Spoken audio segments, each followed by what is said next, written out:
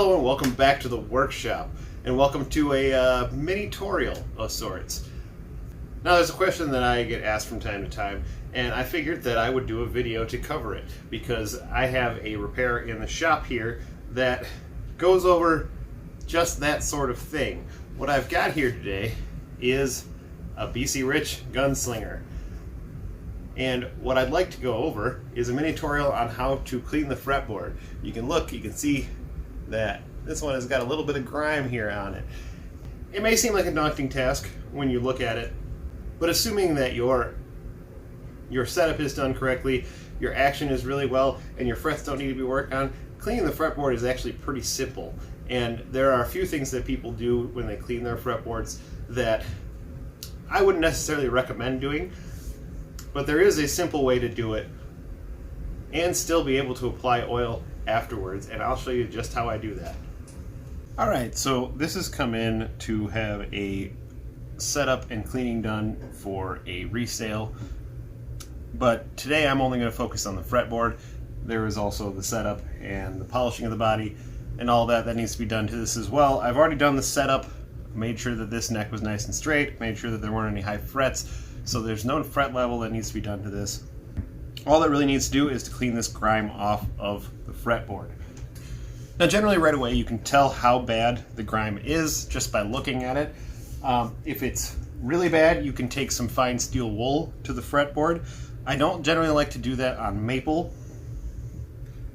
because the lighter woods, just like using a super glue drop fill, lighter woods will show everything. So if this was an ebony or a rosewood fretboard, the steel wool would be just fine because the darker wood hides some of those marks. The common thing I see people do with fretboards like this is I see them use stuff like Goo-Gone or chemicals of those like. The problem with using those chemicals is anything you do to the fretboard, because it is only oiled, it soaks up those materials. So adding a Goo-Gone or any other chemical to those surfaces goes into the wood and it makes it harder for it to take in the oil afterwards. So what I like to do on something like this that isn't too bad, I just take a little bowl here that I have mixed up with some mild dish soap. Now, the point is not to soak the fretboard,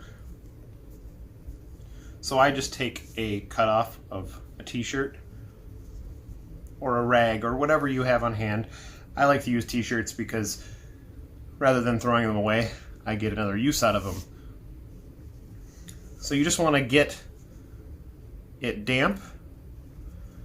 Try not to get it soaking. And then you're just going to start from the top and just give it a good wipe down. Some of the gunkier frets are going to take a little more work, but you can already see that that fret looks a heck of a lot cleaner. And then afterwards, even though I have wrung this out, I'm going to just take another clean rag and take off any of the water that has pooled on the surface. And this works really well for maple specifically, but it will work on, ebony and rosewood and any of the harder woods as well, assuming that you don't have a significant amount of buildup on there. You don't always need to resort to chemicals to clean things up. Mild dish soap will clean up a lot of things. So now I'm just going to work my way down the fretboard, clean this all up, let it dry, and then we're going to apply an oil to it.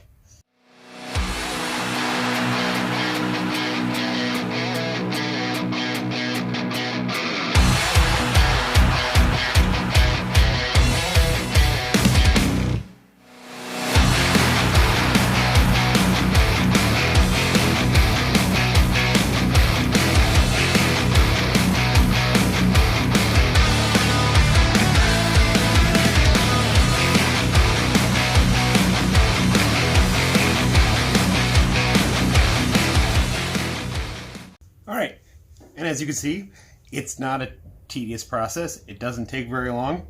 And I've already got the fretboard pretty well and clean. There's still a few spots here that I'm going to touch up and go over again. And then I'm going to wait a little bit, let this dry out entirely. And as you can see, I've just got the strings taped down to the face here with some low tack tape. I'm going to polish up the body afterwards. So the low tack won't leave any marks, but I'm going to polish it anyway.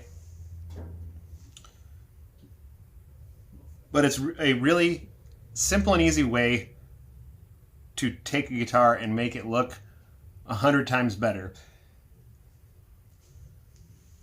As you can see, while I was cleaning it, I was constantly refolding this and switching to a cleaner side of the rag.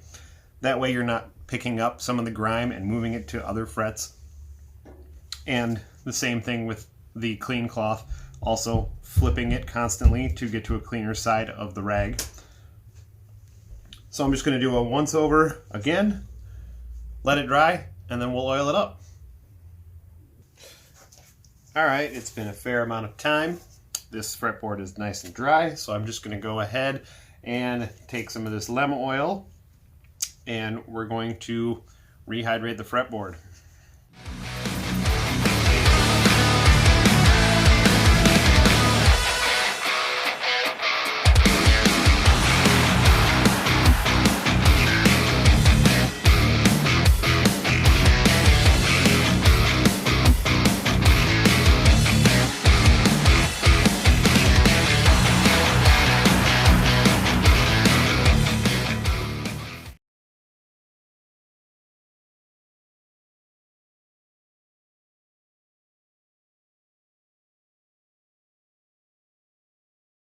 Now, just like with any oil, you're going to let it sit for about 10-20 minutes so that the fretboard can really take in the oil. And you're going to wipe it off with a clean cloth. And in a lot of cases, I end up doing it more than once. For this one, as I said, I can already see, especially the upper frets here, that it is soaking up almost immediately. So this is probably going to take a few coats to get a nice coat of oil on this fretboard. So I'm going to let it stand. I'm going to wipe it down, and then I'm going to do probably one, maybe two more. We'll see how it looks after the second one. And then all that's left is polishing it up and stringing her up, getting her ready to play.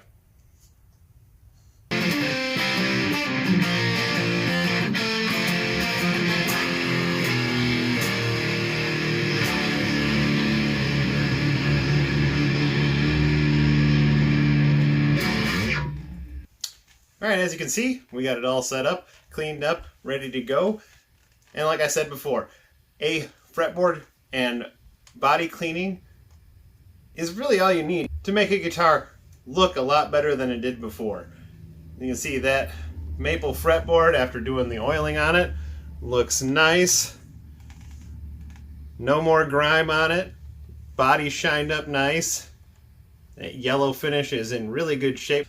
Now obviously, the best way to keep your fretboard clean is to wash your hands before you play. Now I know when you get the spur of the moment, much like myself, you're not always thinking about washing your hands immediately before you start playing. And I know I'm guilty of that too sometimes, but the oil and grime from your hand is going to transfer to your fretboard.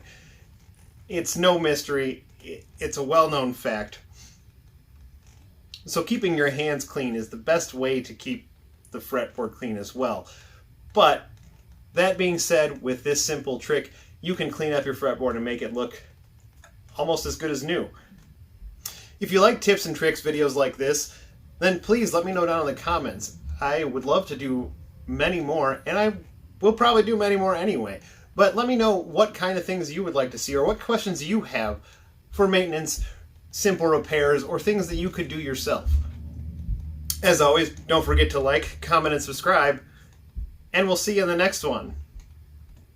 Stay tuned.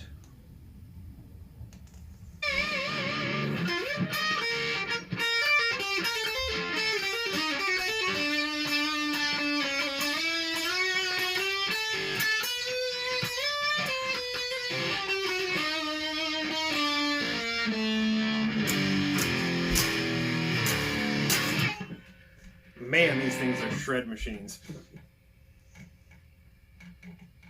Oh, you're still here? Excuse me.